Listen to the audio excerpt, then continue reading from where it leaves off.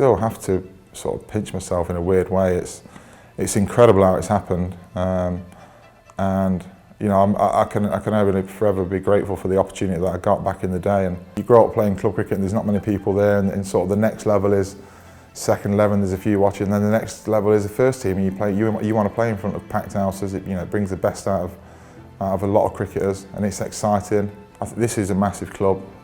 We've got a great following of fans and members, and you know, we go out there and express ourselves with the skills we've got. It's not all just about the cricket. There's a lot of people that work hard behind the scenes here at Trent Bridge. You know, your gate stewards that stood out there in the winters. You know, it's freezing cold. I've experienced that.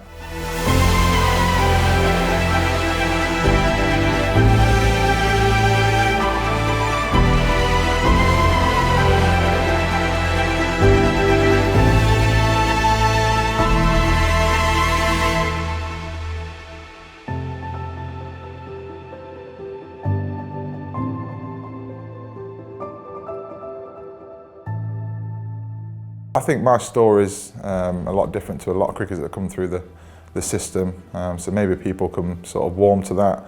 You know, I wasn't in the system, I wasn't in the academy setup, so no, I was just a fan really, who came down for the social side of it, enjoyed watching, and you know, went off and played for his club side Papwick on a Saturday and Sunday. So you know, I didn't have any sort of ambition. You know, I didn't think I was going to do what I did really. I obviously knew a few of the lads in the dressing room at the time. Samit used to sneak me in through the back gate, so I used to get in for free. But no, it was amazing. That, you know, that was the sort of time when T20s start to you know, people start to enjoy coming. The crowds are getting a bit bigger, but you know, nothing like it is these days. But it's not all just about the cricket. There's a lot of people that work hard behind the scenes here at Trent Bridge. You know, your gate stewards that stood out there in the winters. You know, it's freezing cold. I've experienced that. I've been with maintenance, cleaning out gutters. With all the leaves and stuff like that. So it's nice to get to know people around the ground and what they actually do to put it on so that you can go out there on the field and enjoy yourself really. Being a player is probably the easiest job at Trent Bridge. There's a lot of people that do a lot of hard work. The ground staff as well. I built a great relationship with Birksey and his team there. So it was a good start. It was a good foundation for me to then kick on. You know, once you get to know people, you know, they sort of want you to do well, and you sort of feel that from them. And then you know, all of a sudden you're out there playing and you're on the stage. So, but that, I reckon that, you know, certainly helped me in my journey. I mean, I still have to sort of pinch myself in a weird way.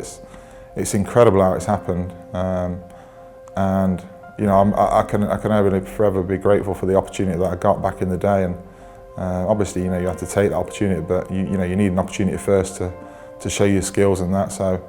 The journey it's took me on the last 14 years has been incredible. I mean, I've been all over the world, playing cricket in different conditions, meeting different players, playing with some of the best players in the world, and that's all through having an opportunity playing for Notts. So, you know, I'll be forever grateful for that. It can be a bit daunting at times. There were some big characters. Swanee was around then. Obviously, Chris Reed, Paul Franks, Ryan Sidebottom, Mark Elam, Samit Patel. These, you know, some massive characters in that dressing room. David Hussey was there. So yeah, it was, you know, I lapped it up. I loved every single minute of it, and you know, spending time with them lads you know, was good fun, but also I think brought the best out of me as well, and it sort of set my journey off in the right direction. I know, I just thought that was the norm then. You know, I got a nice bonus at the end of September. I thought, Jesus Christ, this is easy, this. But you know, the teams develop over the ages, and some of the players retire, and you know, they go on to coach and things like that. So you get a new batch of players coming through, and then you have to start again, and you have to build the team morale, and you know, you're trying to create something special again, and that takes time. So yeah, that was a long memory ago, but that was, you know, certainly up there, one of the best things I've achieved and or been involved in. It's very different when you're a bowler. You're obviously used to closing out games, but when you're out there batting, it's very different. I mean, I remember.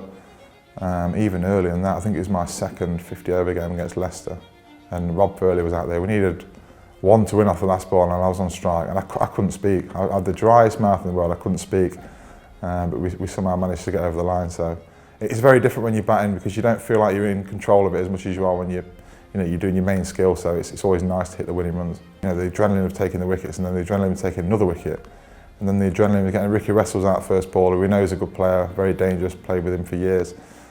So that sort of build-up led me to run off like a bit of a muppet, really. I mean, that's what we play for. You know, you grow up playing club cricket and there's not many people there, and sort of the next level is second 11, there's a few watching, and then the next level is the first team, and you want to play in front of packed houses. It brings the best out of a lot of cricketers, and it's exciting at the same time. So to go through the pandemic and not have anyone here and get a wicket was very different. Or win a game and there's no one there and you're shaking hands, it seemed a bit strange, really. But now having the fans back, it's I think we all appreciate that a bit more. Definitely passion, yeah. That helps, and that sort of matches with the relationship with the fans, really. I think the fans love the passionate cricketers. They've got a good relationship with Samit Patel as well. We're very passionate about Notts, passionate about doing well, and yeah, that certainly links in with that. I think skillful players that play well under pressure. I think that this is a massive club. We've got a great following of fans and members, and we go out there and express ourselves with the skills we've got. From a batting point of view, people whacking it out the ground, your likes of Halesy and Samit and that, and from a bowling point of view, executing your skills under pressure and being just a skillful player. So I think, if you're going to be a Notts cricketer, you need to have some good skills about you. Just try your best, It sounds so basic, but people respect you when you put everything on the line, when you're on the field, with the ball in your hand, you're giving it everything you've got. The passion to play for the club, it's a massive club, and overseas players love coming here because Trent Bridge is amazing. It's one of the great atmospheres on a Friday night with the T20s. So we attract the best players, but then you need that from them. You want them to get stuck in and do well for the club. So, and we've been lucky, certainly while I've been here. Pretty much every overseas I've had's been brilliant. James Pattinson's a good example for that. Dane Patterson, Andre Adams back in the day, to name a few. David Hussey. They seem to want to come back and play. So, that sort of shows how much they enjoy their time here and how much Trent Bridge means to them as well.